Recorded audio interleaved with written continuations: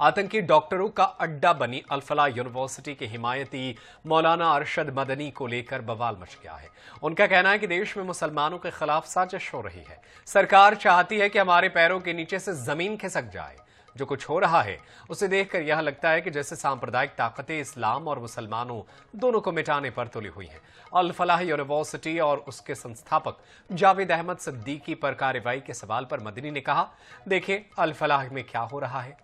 वो जेल में है और ना जाने कितने सालों और जेल में रहना पड़ेगा। न्यूयॉर्क का मेयर ममदानी बन सकता है, लंदन का मेयर एक खान बन सकता है, लेकिन हिंदुस्तान में एक मुस्लिम किसी यूनिवर्सिटी का वाइस चांसलर नहीं बन सकता। अगर वो ऐसा करता है तो उसे आजम खान की तरह जेल जाना पड़ेगा। इस बयान पर बीजेपी ने तीखा हमला बोला है।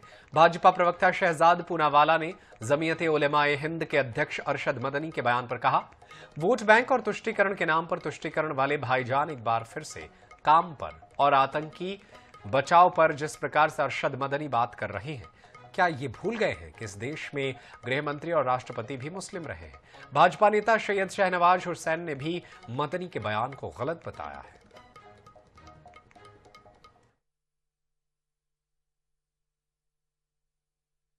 आज दुनिया यह समझती है कि मुसलमान अपाहज हो गया, खत्म हो गया, बांझ हो गया।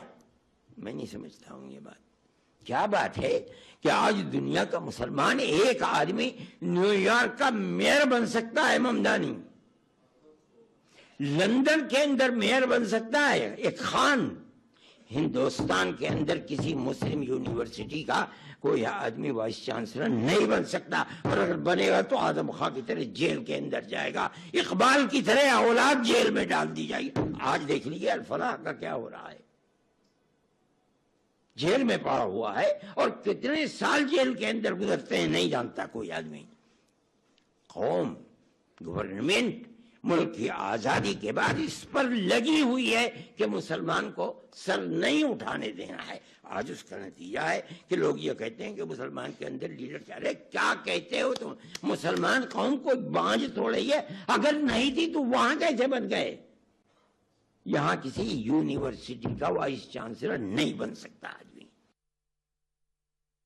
देखिए, मदनी जैसे देशद्रोही इस देश की व्यवस्था पर प्रश्न चिन्ह नहीं लगा सकते। तुष्टीकरण की राजनीति, मुस्लिम परस्ती की राजनीति करना, ये इस देश में आजादी के बाद कांग्रेस और विपक्ष के नेताओं ने आगे बढ़ाया था। मुझे आश्चर्य होता है कि ऐसे संवेदनशील मुद्दे पर भी इस तरह की बयानबाजी करना। वोट बैंक और तुष्टीकरण के नाम पर तुष्टीकरण वाले भाईजान एक बार फिर से काम पर और आतंकी बचाव लॉबी और इकोसिस्टम काम पर।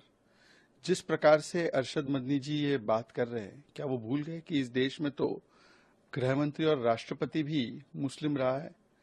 परंतु ये दुख की बात है कि जब भी कोई आतंकी पकड़ा जाता है, जो जमात कहती है कि आतंकवाद का कोई मजहब नहीं होता, वो तुरंत मजहबी आधार पर आकर कैसे आतंकवाद का बचाव करने लगती है, इस्लामोफोबिया कार्ड, विक्टिमहुड कार्ड खेलने लगती है। अभी अरशद मदनी ने ये किया है।